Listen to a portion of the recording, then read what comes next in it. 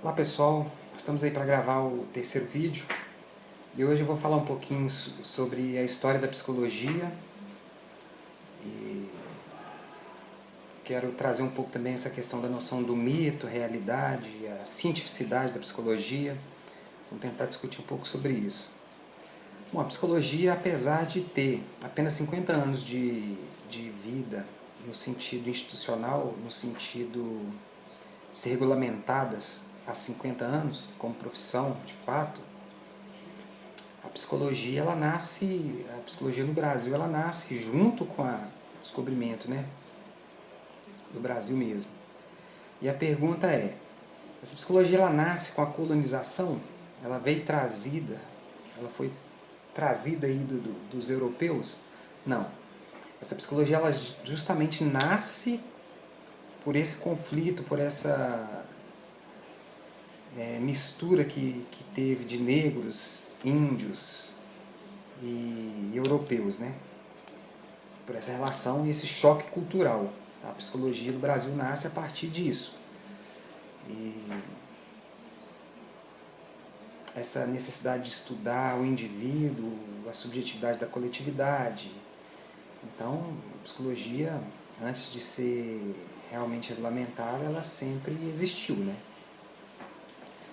Mas foi regulamentada há aproximadamente 50 anos, nasceu pela necessidade na industrialização, pela necessidade mesmo de recrutamento e seleção de funcionários. Então foi regulamentado para isso. Só que os psicólogos não trabalhavam apenas na regulamentação, apenas na seleção e recrutamento dos funcionários, não trabalhava também com a questão do treinamento desses funcionários também, do treinamento, do qualificação desses colaboradores, hoje colaboradores, né? E antigamente chamava funcionários mesmo. Então trabalhava na qualificação também, no treinamento desses funcionários e também no recrutamento e seleção. A partir daí, a psicologia então ganhou espaço e começou a expandir para outros ambientes. Começou a ganhar abraço mesmo, né?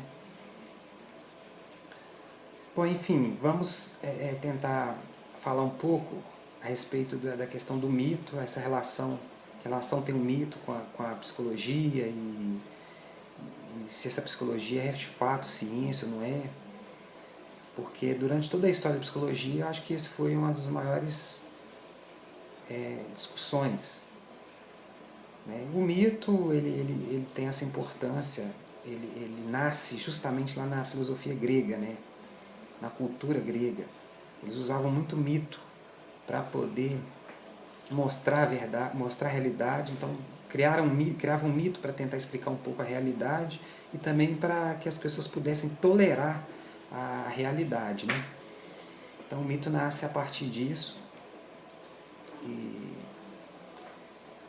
a psicologia teve sempre uma discussão, por exemplo, com relação ao seu objeto de estudo. Qual então seria o objeto de estudo da psicologia? É o comportamento? É a mente humana? É a alma humana? Como a mente humana ela tem a sua subjetividade, a subjetividade humana tem influência e influencia a mente. O comportamento também é influenciado pela subjetividade individual de cada indivíduo. Então, podemos dizer que o objeto de estudo da psicologia é a subjetividade. Né? Mas sempre tivemos discussões a esse respeito e com relação à própria cientificidade da psicologia. Cientificidade, quando eu digo, no sentido objetivista da palavra, né? No sentido positivista da palavra. Bom, quando a gente vai tentar entender o positivismo, a gente percebe que a ciência positivista ela é necessária, para existir ela é necessária que o objeto a ser estudado, ele seja estudado de fora. É necessário que se afaste desse objeto para que esse objeto possa ser então observado e estudado de fora, sem a participação efetiva dentro, né? Mas uma coisa de fora mesmo. Por exemplo, a ciência da religião, a gente não tem certeza que trabalha dessa forma, porque pode se afastar e estudar todas as religiões de fora, por exemplo.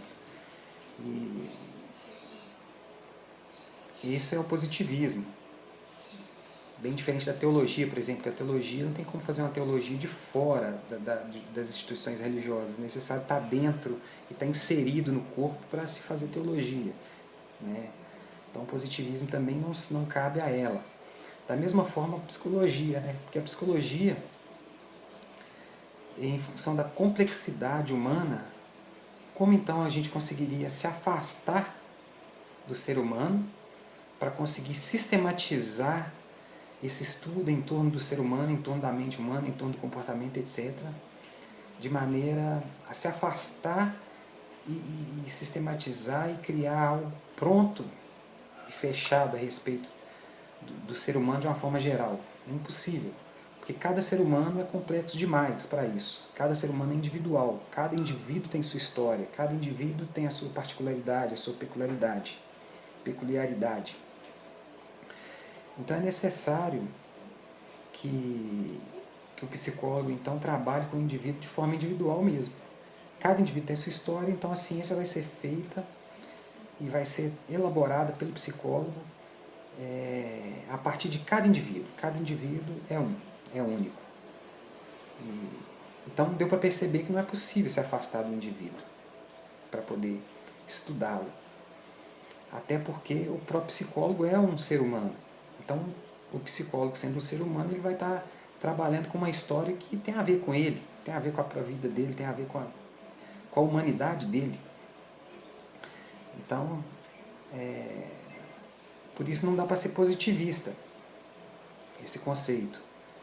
Mas a psicologia tem sim o seu método próprio e particular de ser ciência, que é justamente trazendo esse estudo particular individual, de indivíduo para indivíduo. Isso é fantástico, é muito interessante.